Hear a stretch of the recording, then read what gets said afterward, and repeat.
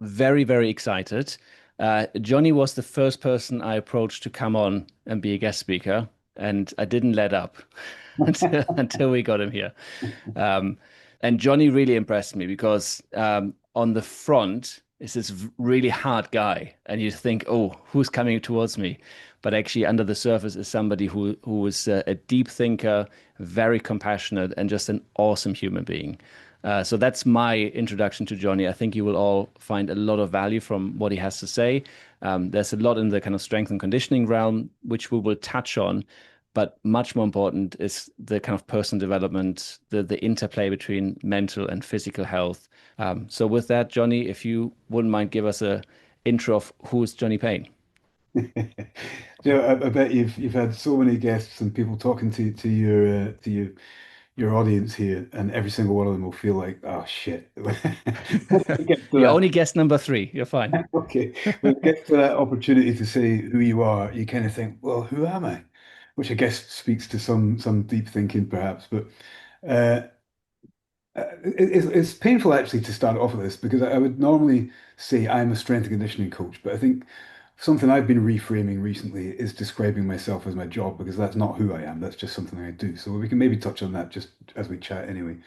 But that's what I do as a profession. I've done that for 20 or so years now, maybe 25 if I look at it with an honest lens. And that's taken me for working with people who just might have performance goals of their own, just for a hobbyist perspective, right up to the elite level. And I've worked with athletes such as Tyson Fury, Billy Joe Saunders, a string of UFC fighters. And I've placed a lot of importance throughout my career working with military operatives, mostly at tier one levels. So developing special forces aspirants.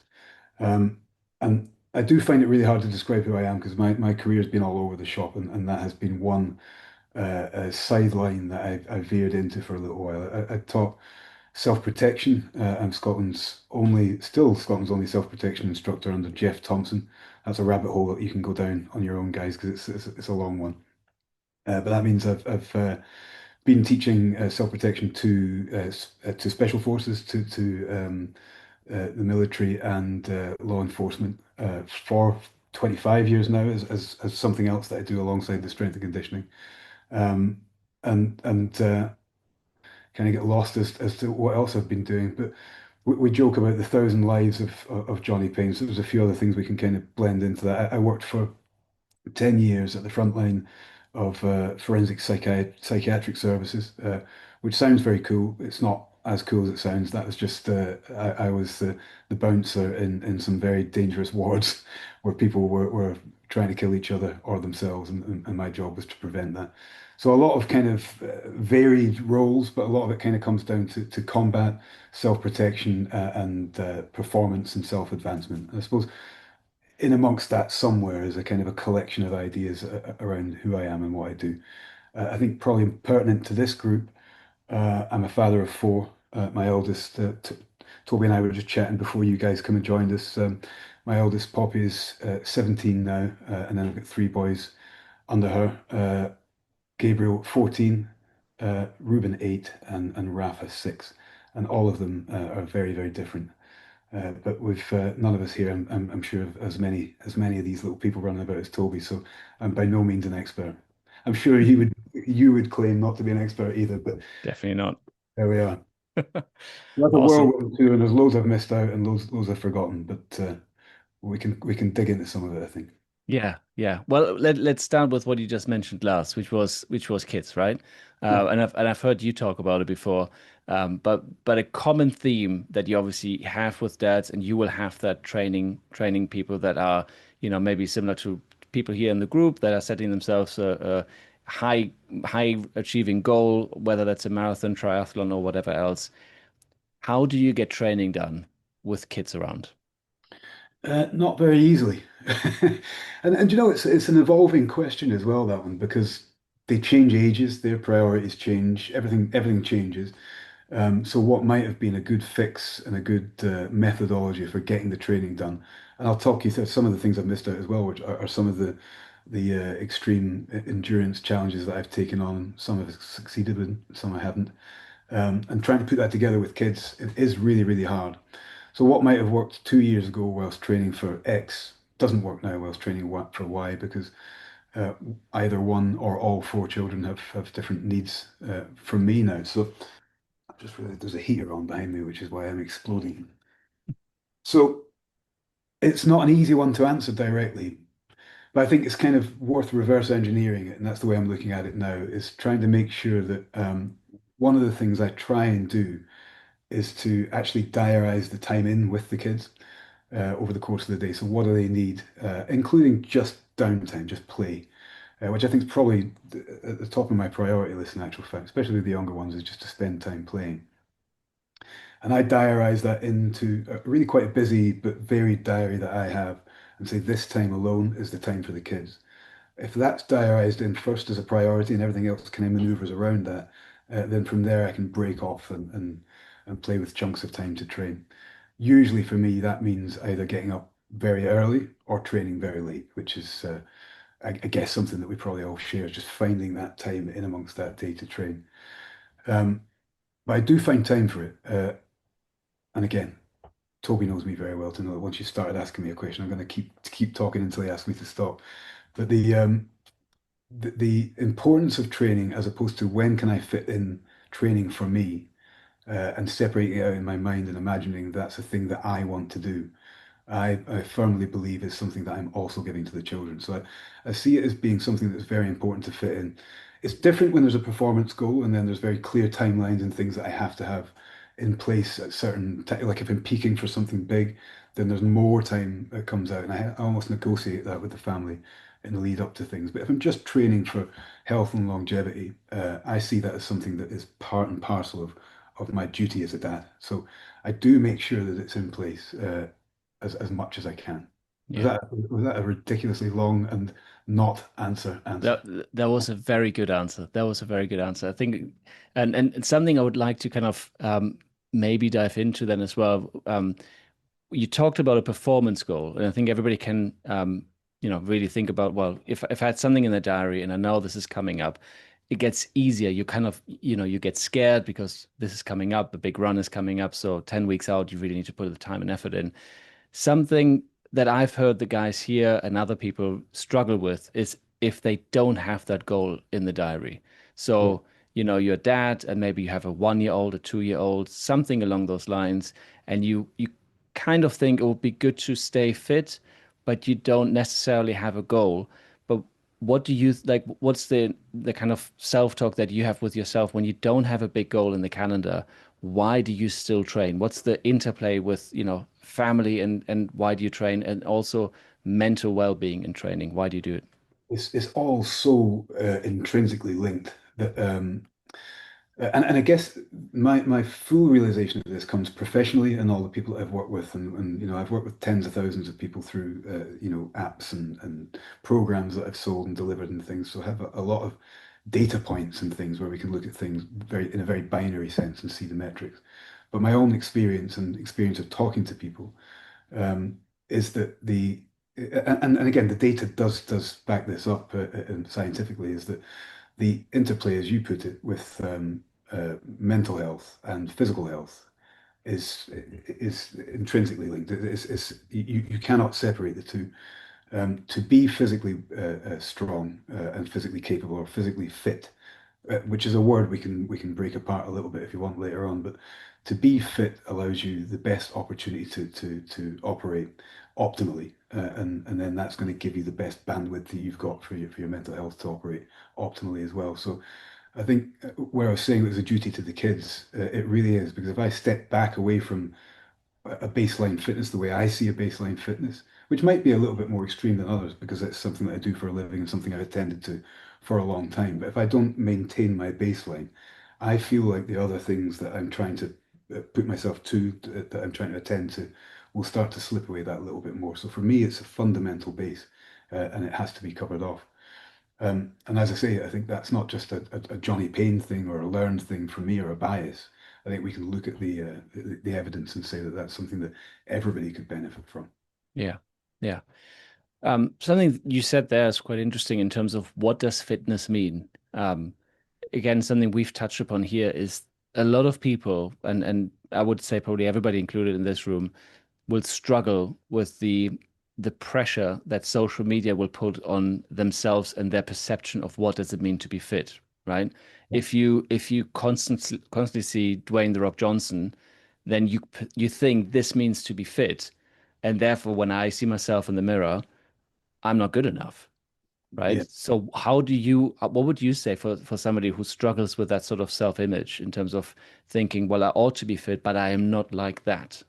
Yeah, well, the first thing I would do is to say, ditch those false idols. I'm sure that The Rock's a great guy, he's an inspiring guy, and all the rest of it, but he clearly doesn't represent anybody's, anybody's real physique in a certain sense. I think that feels like it's taken away from everything he's achieved. But the reality is that the comparison is the thief of joy. That's a lovely trite throwaway comment, but it really is because if you start to compare out of yourself and start to look to other people for that kind of extrinsic motivation, it's very quickly going to fall short.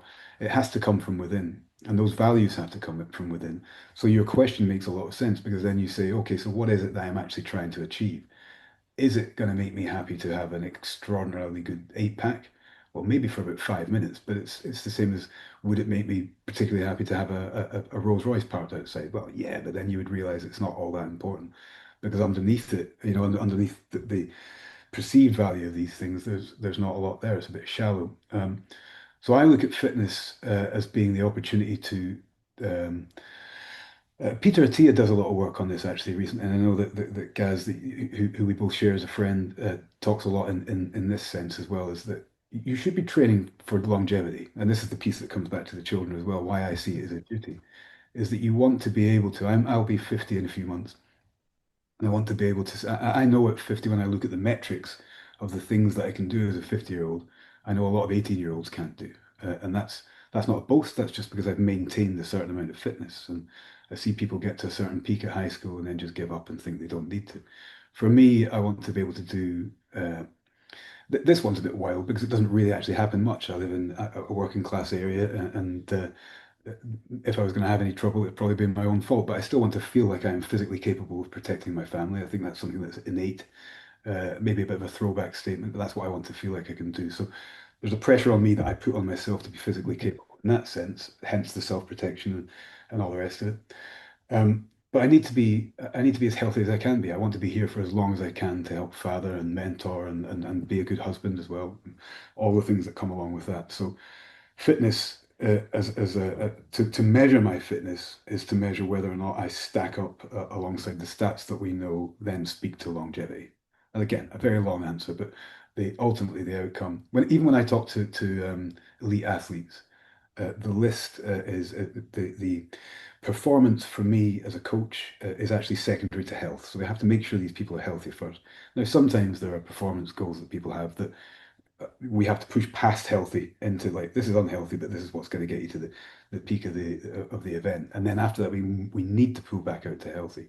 With most people, with performance not being the absolute driver, might be something that you're very interested in, but health really has to sit above that. If you don't have performance as a driver at all, then health is the absolute pinnacle.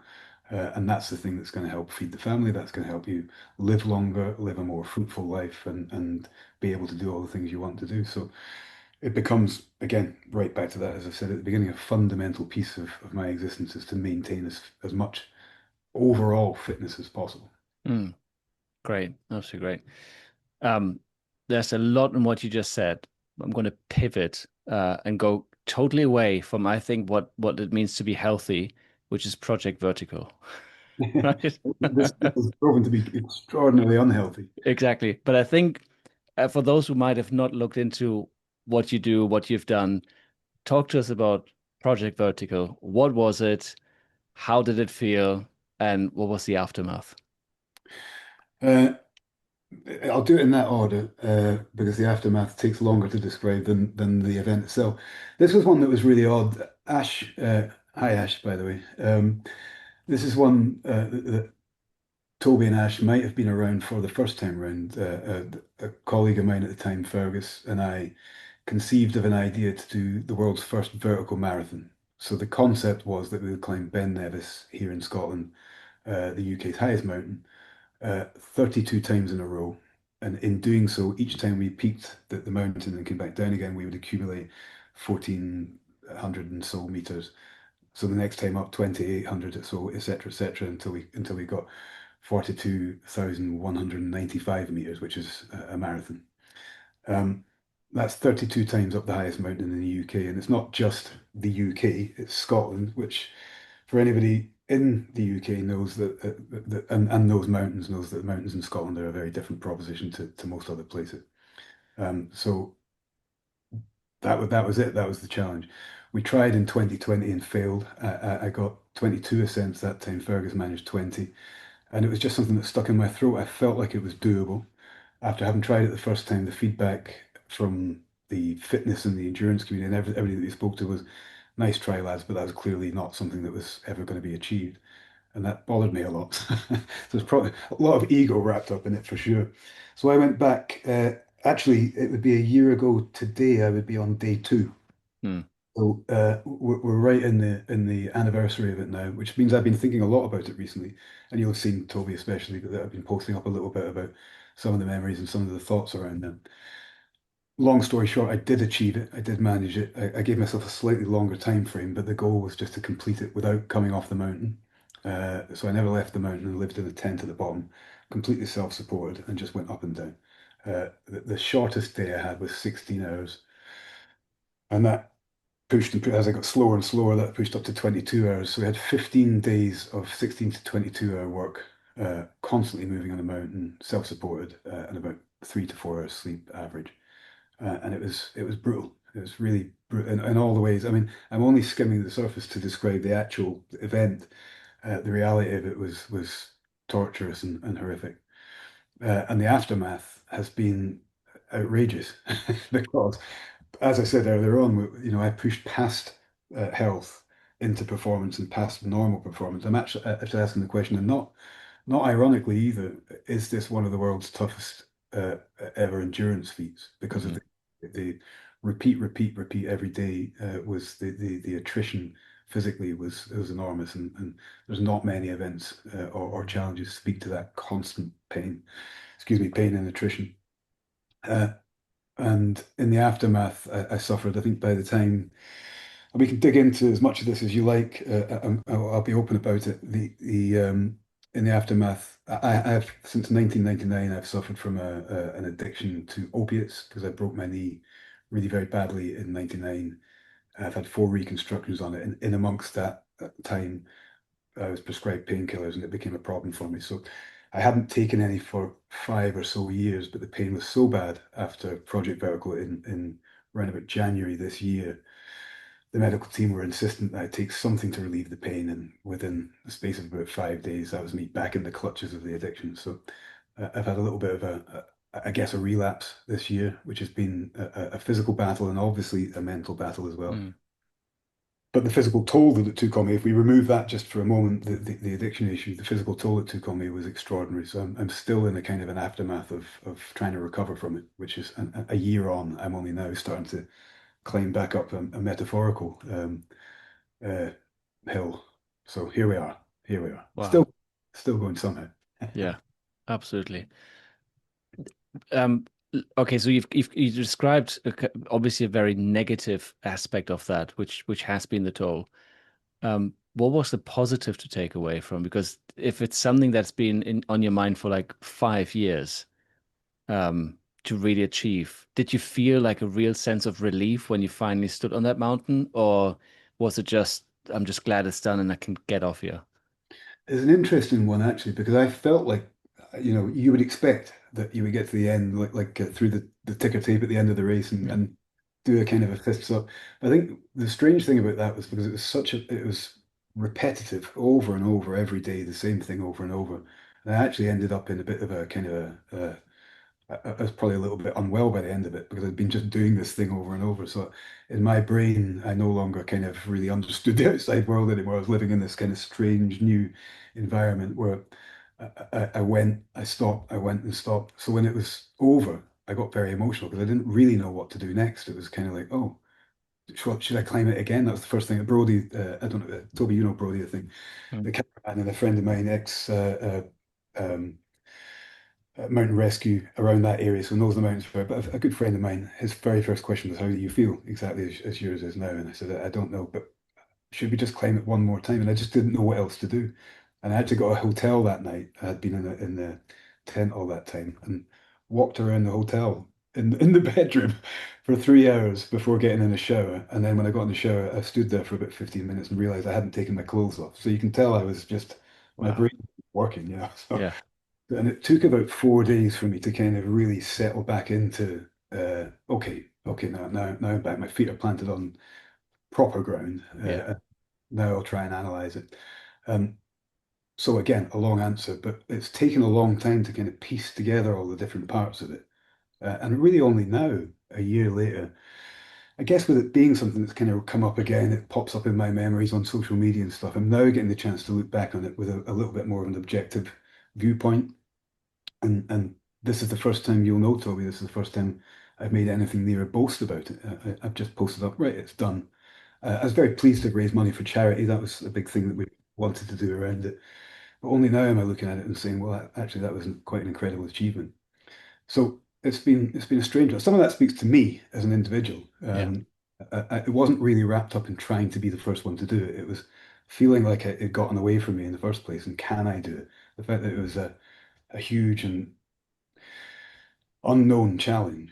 Uh, in amongst that somewhere, I've talked many times about the fact that I would meet myself during these kind of trials and find a little bit more about myself. So I was more interested in what would happen during it and where my mind would go, how I would deal with the will to continue versus the will to give up and all that kind of stuff. So actually achieving it, all the questions had been asked and answered within it, and the achievement itself was kind of secondary, if that's Yeah. an odd thing to say. No, but that makes absolute sense.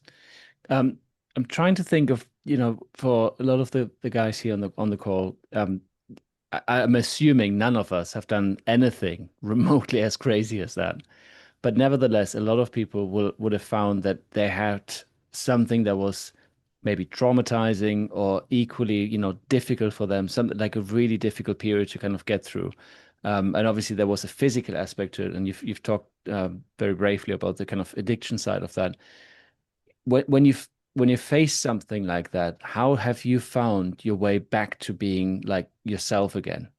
So whatever that is like a major trauma or something you've gone through, or as we said with this addiction, what's been your pathway to say, hang on, so this has happened, and this is how I'm going to find Jonny again?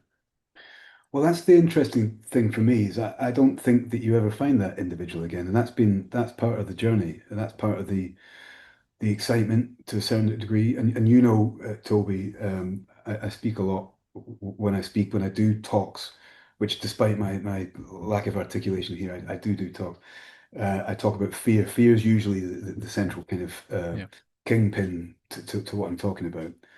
So for me, there was only a little bit of fear of failure. It wasn't really wrapped up in there. It was more fear of how I would cope and how I would feel and all the rest of it. So rather than trying to find the Johnny that go out there, expose myself to all these different feelings and all these different fears, and then try and come back to myself, it was more if I go out there and do this and face this stuff down, um, how do I evolve?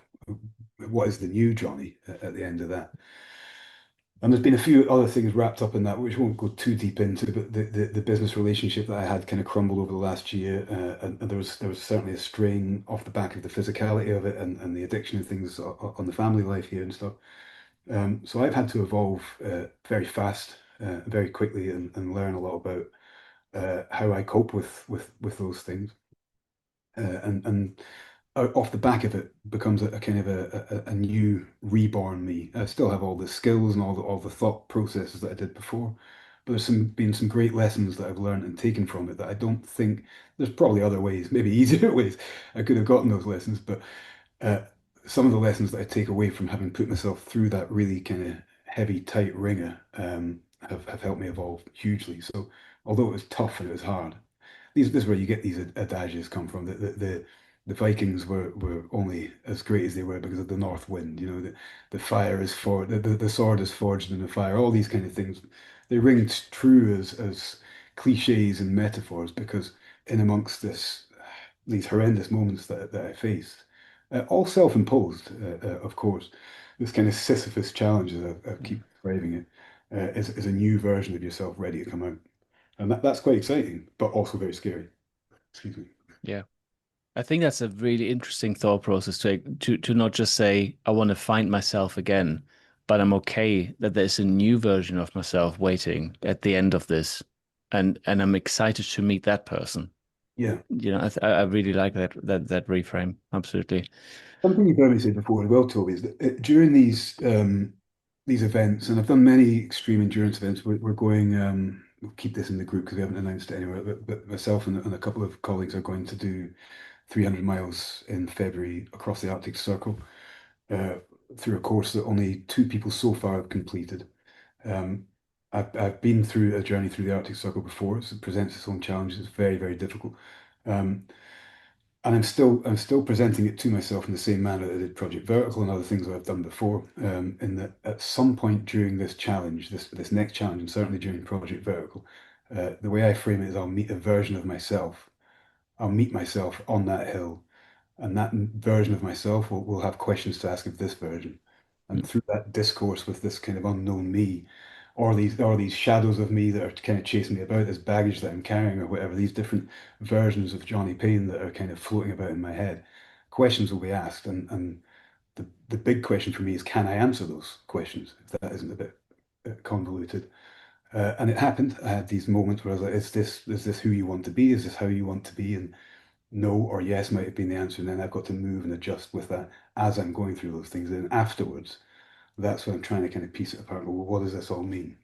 Yeah. That makes sense? If anybody on the call here is thinking, I like the idea of pushing myself to a degree of finding another version of myself, or maybe meeting a version of myself that I just need to maybe shake a hand with and say hello to and say see you later. What has been your experience, either yourself or with the people that you've trained? What are good sort of events to push into to meet that version of yourself? I'm assuming it's not necessarily a marathon, but what is that? What would you say? What should people do? I don't think it needs to be wrapped up in an event or in a performance piece or anything like that at all. Mm, I think this kind of magic that I'm seeking every single time can be found in fear. So this is why I talk about fear all the time. The things that you're fearful of or the things that you hide from, or the things that scare you, are likely to be the things that you should face the most. That's I fundamentally believe that. So if that's a conversation with your wife that you haven't had, or if that's a conversation with your boss that you're afraid to have, or if that's taking on a new course and learning something that you've told yourself for years, well, I'm not good enough to do that, or if it's an event or a huge physical challenge where you've told yourself, well, it's some or The Rock, only he could do this, if you tell yourself these things, you can't do them, and you create this idea of, oh, I wouldn't want to do that. That's for other people to do. The likelihood is you're scared of it. And the chances are, in my mind, is that you should build some kind of profile of all these things that you're frightened of and then start ticking them off. Because in that fear, in that discomfort, in that sometimes horrific moment of facing that fear, you're going to meet some opportunity to grow. And in amongst that little piece there, where you meet that fear, face it down. You may not even conquer it, but the fact that you went to try and do it is a huge amount of growth. And I think probably, again, in my opinion, this is the way that I explore the world a little bit, is trying to face these fears down. In amongst that, I think is probably the best opportunity for growth. I think that there's gold in there that's usually untouched for people. So it doesn't have to be an event. I'm just framing it that way and finding something where I feel that it's going to be long enough and dark enough and difficult enough for me to not have anywhere to hide, and my mind's going to catch me. I can't run from it. yeah, It's going to get me eventually.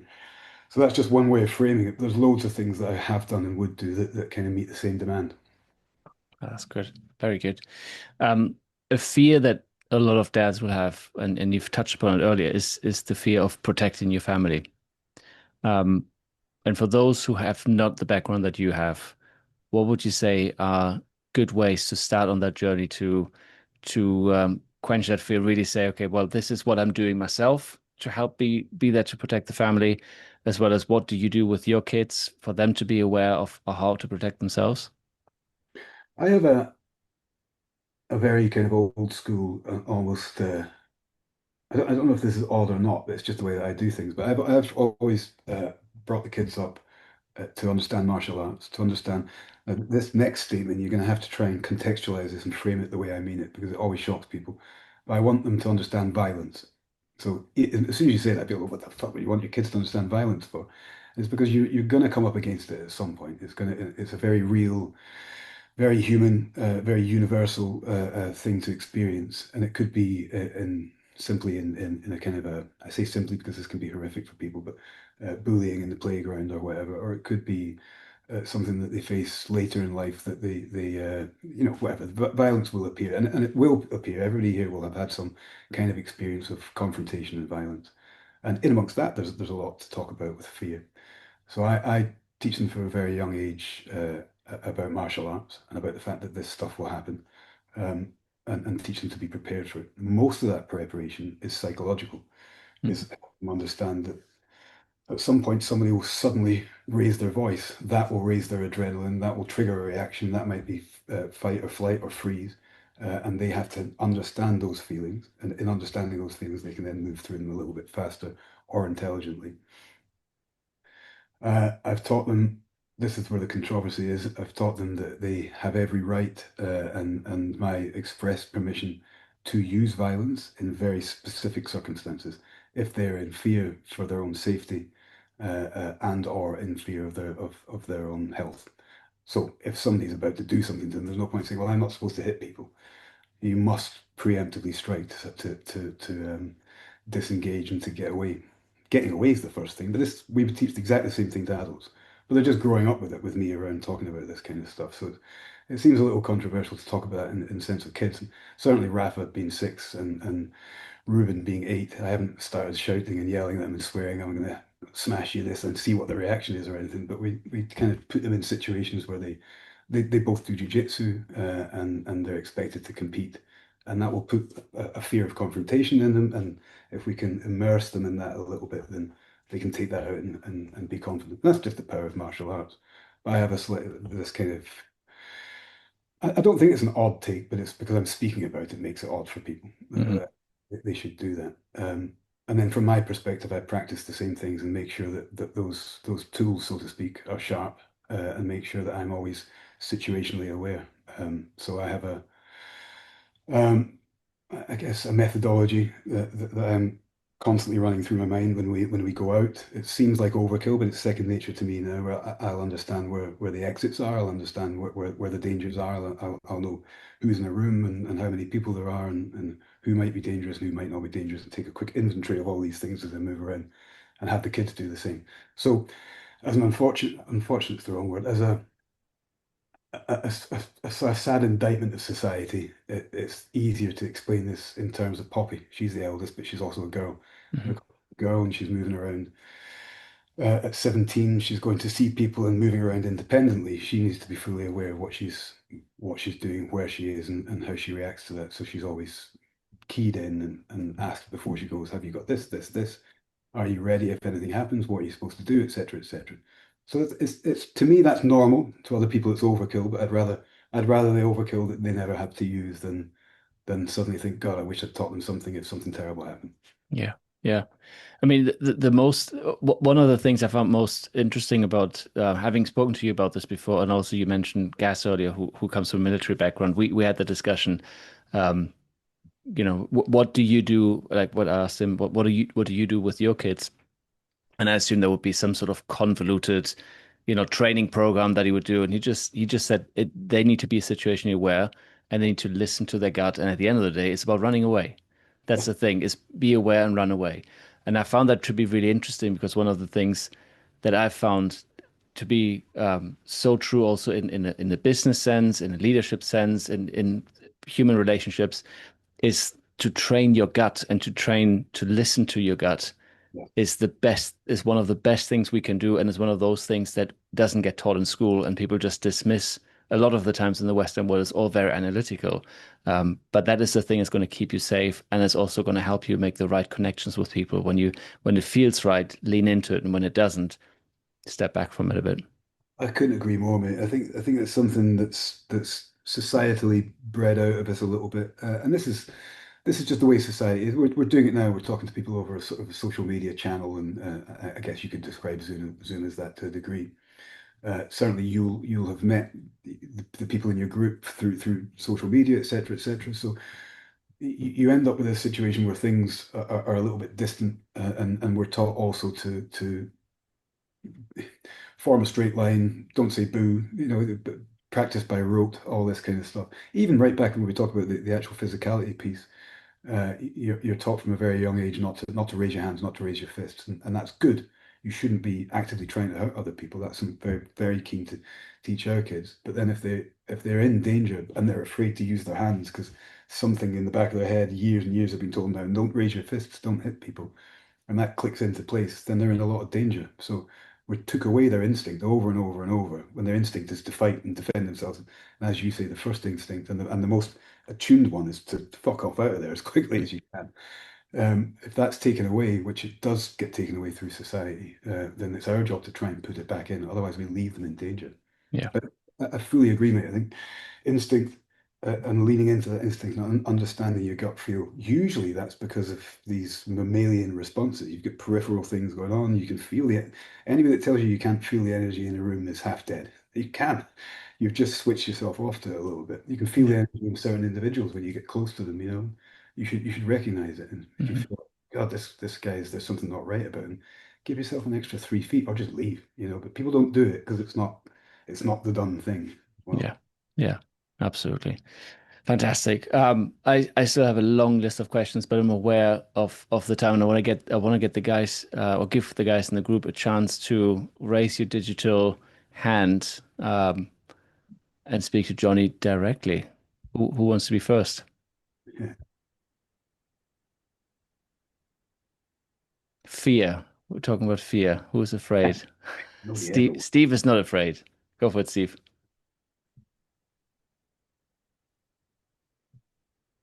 Can you hear me? I Yeah. can't, yeah, yeah. Oh, that's great. Sorry, I've messed up my microphone, but okay. I Good. had a couple of questions, but I'll let other people ask theirs, and I'll just ask the first one that I wrote down because I found it really interesting that you mentioned right at the beginning a couple of boxers. Obviously, you must be into your boxing, but particularly Tyson Fury, and then you went on to mention the link between mental health and physical health, and obviously he's a big.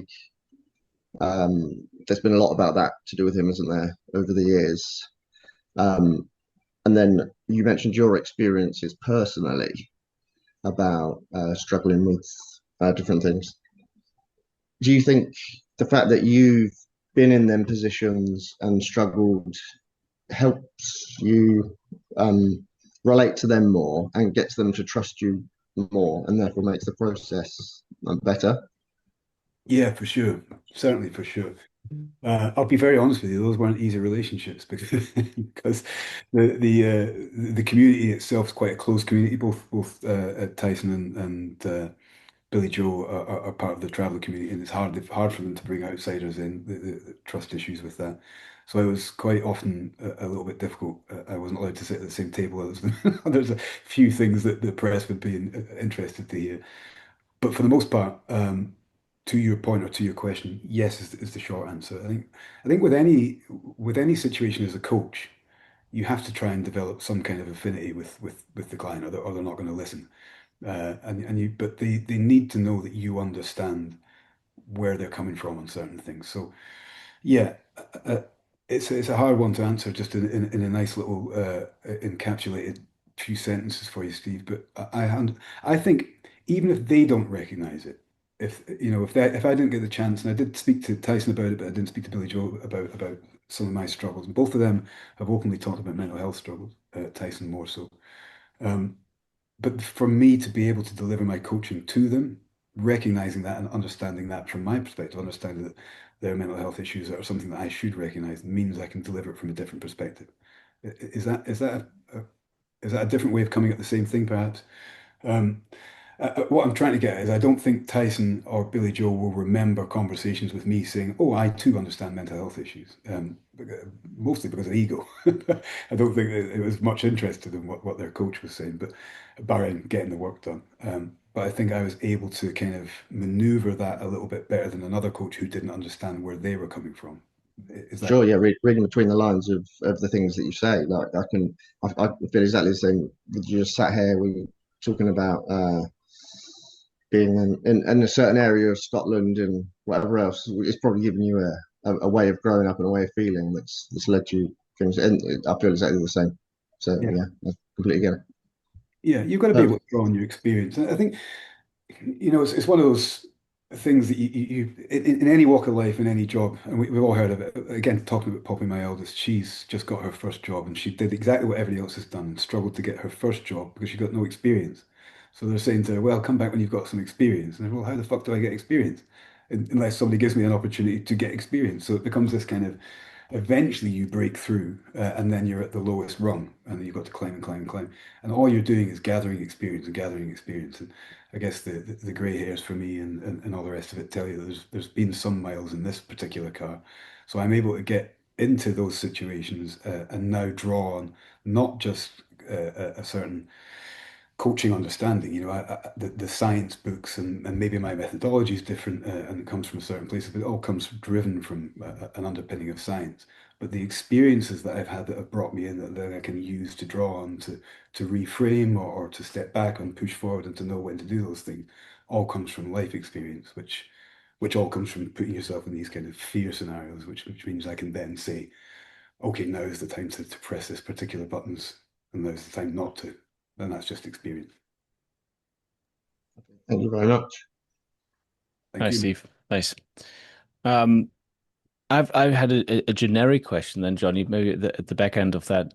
Um, Obviously the hybrid training has been a thing that we kind of got to know each other from or through. What would you say to the guys here in terms of the starting ground when people are interested to say, well, I've been a gym rat or I've only been running, how do they best start kind of blending the two? What does that look like to say, well, how do I effectively work on endurance and strength at the same time? It's it depends on the individual. This is where we've always struggled, or I've always struggled to really sell the idea of hybrid. Anybody who doesn't know what that concept is really is myself and a chap called Alex Viada in 2012 wrote a book. Alex wrote the book and I wrote the programming for the book. The book was called The Hybrid Athlete. At that point, the term hybrid hadn't been heard before. Actually, the joke about it is that we hadn't known what to call the book, and the publisher called Alex, and he said, "Oh, I don't know, hybrid," and that's how that came about. It was just an accidental word that he threw out. But the concept was, as Toby said, was trying to. Uh, Both Alex and I were coming at it from different perspectives. I was a sort of a mountain guy, an endurance athlete, and a combat athlete, and not a big guy, and not really pushing strength at all. I use strength in my workouts, but only as a sort of an adjunct for what I was doing from a training perspective. But most of what I was doing was endurance based. Alex came as he was 120 kilos, ripped, 6 foot, and pulling I don't know 350 kilos off the floor as a deadlift, just extraordinarily strong, but couldn't run a 5K. He tried, thought he could, and failed. So what we then had, both of us, was this kind of duality of me wanting to kind of add and try and enjoy strength training because I liked the feeling of it, but I was a little bit scared to do it in case it took away from what was more performance based for me. Alex on the other side wanted to be able to try and run marathons and do triathlons, but he was afraid he would lose his opportunity to continue to lift and be as strong as he was. So we were slowly developing a methodology together and separately that allowed us to try and train both these disparate ends of the spectrum at the same time. And we arrived at the methodology that we continued to promote for many, many years, and which is still out there, this hybrid methodology. Very long whirlwind tour of that just to give people a bit of context there. But to Toby's question, how do you go about it? Depends on where your starting point is, I guess, doesn't it? So if you are a competitive runner or a club level runner, to then start lifting weights because you fancy doing so might be a difficult decision or a foolish decision because the volume of work that you're already doing might be close to your maximal volume. So then you add weights, you kind of end up what you're doing is splicing two programs together and you can't recover from that no matter how much you would want to.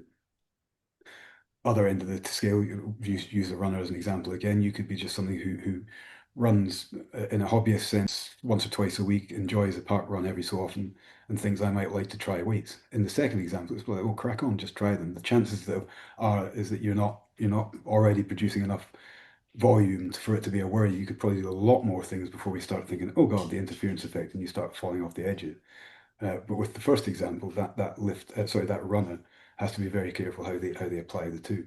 So the first example, the club level runner is where we get a little bit clever with it and start applying uh, concepts like consolidation of stressors, where we're talking about different biomechanical demands, different energy system demands, and we try and maneuver that around over the course of a week. But with the second guy, girl, we're simply saying, get out there and try it, feel it out, see what you like, see what you don't like. And then when you get to a point where you think, oh, I'm not recovering very well, then maybe just ease it all back and have a little think about how you're actually segmenting that through the week. So lots of different ways to come at the same problem. The problem we were trying to solve was when you're already at capacity, do you have to give one up for the other, or can you change what you're doing within that capacity? And the latter was proven to be a yes. Hmm. So again, not really an answer, but sort of an answer. Well, I think the important takeaway is to say if you feel that you are at capacity of your training level and you're just in one modality, you're just doing one thing, it's not about just adding another thing in. It is then about reducing and actually finding a new sweet spot, which Yeah. is a good thing. Now I know Ash has been dying to get on. So Ash, do you want to? There How's he it is. going? You all right? Good, mate. Really good to see you, mate. Yeah, and you as well. Good to catch up. I Yeah. was trying to find the hand up thing, but I'm quite illiterate at this, and Just put I your had to hand message. I had to up. message Toby, and the answers asked. What I was going to ask, mate, is how are you getting on with the new job role with complete human performance as opposed to what you were doing before? Well, I've got so complete human performance again to contextualize for anybody. That's Alex. Alex, I was just talking about who wrote the book. He has just written another book, which I wrote the foreword for actually. That's coming out soon. The Hybrid Athlete 2, I think it is. Imagine it as the title. That might not be the title actually. It's more or less that is. So that's Alex's company. Alex's Complete Human Performance. And actually, I've never left Alex. I've always had 4 or 5 clients through that company and never really kind of moved away from it, despite having Omnia and building that with Fergus to the point which we then separated. I never actually left CHP. So it's not really an adjustment. It was just more of a kind of a grounding. Okay, this is what we're going to do. Uh, that's not all I'm doing. I'm still doing that more or less on the same level. In actual fact, I think I've got 6 or 7 clients there that I work with, and then I help inform the way the programming is delivered there as well. So I kind of consult in with Alex and the team to make sure that we're always evolving that methodology. But I'm now working. You probably are aware of Ash. I think Toby will be as well with of Mark Rhodes and his company Yeah, Uncharted. yeah.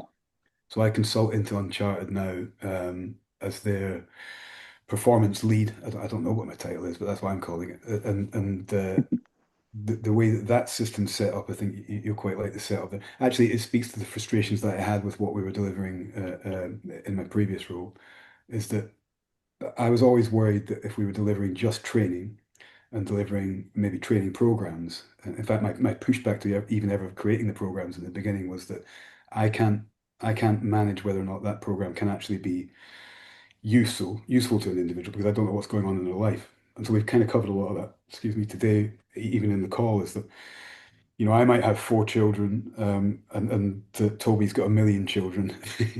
I've got a certain amount of job responsibility doing X, Y, and Z, and Toby's got his responsibility doing, A, B, and C. And although we're similar individuals, both dads and all the rest of it, our stresses are very different, and our interaction with stress is different because we're different individuals, etc., etc. So the training program, even if we both said we want to do powerlifting and marathon, that's the training program we bought. It's not going to have the same effect for him as it is for me, and we can't decide whether or not Toby will be more successful and I will be successful based on that training program because our inputs are different. So that was always the frustration for me as a coach was I can put as many training programs out as I like, but they can't be. I can't guarantee the success because nobody is a straight line binary kind of robot where the inputs and the outputs are just straightforward. So what Uncharted delivers is this kind of very holistic model of mental performance. Uh, I guess I always find it hard to describe this without saying life coaching because that's not really what it is, but it's more understanding all those different factors. So we've got maybe Gaz, and I know that Toby, you'll talk about these kind of four hobs that we've got. We've got family, we've got work, we've got performance, we've got our kind of our self. And Uncharted actually manages all four of those in four different ways, and we are able to speak to each other, and then the whole thing develops and flows because of all these different inputs. So my input is this hob over here, this performance hob, but nothing moves without me knowing what the rest is doing and getting the input from the other guys. So it's a more rounded service. So short answer is I'm happier. Yeah. Interesting though, is like that's another question I had if you don't mind. Well, totally. Is like you're saying there with the training programs, obviously you buy the program and you would obviously do the program on Training Peaks or however that was delivered. There's obviously very little human interaction. I know it's slightly different for us because we sort of knew each other a bit personally, where we could ask you questions and whatnot. But with the human element of coaching now, do you think that's being lost with the things like AI and ChatGPT and all these things there? So you could easily get a marathon and hypertrophy program 12 weeks on ChatGPT now, couldn't you? But obviously you Good. don't have that human element either. Yeah. It's interesting, because I went down a quite heavy rabbit hole with ChatGPT about, I don't know, maybe 9 months ago. After coming out of the whole addiction period, that became a little obsession. So I know quite a lot all of a sudden about what ChatGPT is capable of. Because I suddenly had that kind of thought, I was like, is this fucking thing going to take my job? Is it going to be cleverer than me? So I thought, well, Yeah. I'll ask it. So I gave it questions and tried to develop. I developed a pretend athlete, and I said I think I gave it the Arctic Spine to do, which is this race across the Arctic Circle. But then I threw out a few other things at it and said, now develop a program. And it developed a program, and at first glance, it was actually good. So I shit myself. I'm like, oh bollocks, it can do it. This is a pretty good training program, and it broke it down into sort of mesocycle stages, and it had preparation stages, actualization stages, and all the rest. I'm like, fuck, this is clever. And of course it is, because it's drawing on all these different resources, the ultimate encyclopedia, isn't it? So, and then I realized, okay, that's all very well and nice, but to the point I made a minute ago, that will change.